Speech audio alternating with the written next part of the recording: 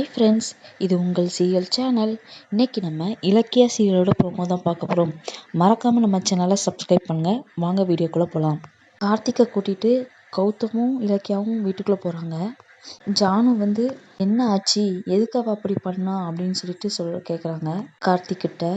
எனக்கு ரொம்ப பெரிய துரோகம் பண்ணிட்டா அப்படின்னு சொல்லி கார்த்திக் சொல்கிறாரு. அஞ்சலி எங்கே அப்படின்னு சொல்லி ஜானு கேட்குறாங்க. இலக்கியா ஹாஸ்பிட்டலில் என்ன நடந்தது அப்படின்னு சொல்லிட்டு ஜானுகிட்ட சொல்கிறாங்க. அஞ்சலியை எங்கள் மாமா வீட்டுக்கு நான் அனுப்பிவிட்டேன் அப்படின்னு சொல்கிறாங்க. எனக்குன்னு யாருமே இல்லை அப்படின்னு சொல்லிட்டு கார்த்திக் ரொம்ப அழுதாரு. ஜானுவும் கார்த்திகை ரொம்ப சமாதானப்படுத்தி பார்க்குறாங்க. ஆனால் அவனும் அழுதுகிட்டே தான் இருக்கான். பைரவி சொல்கிறாங்க, அவள் அப்படி பண்ணுவான்னு சொல்லி நான் நினச்சி கூட பார்க்கல அப்படின்னு சொல்கிறான்.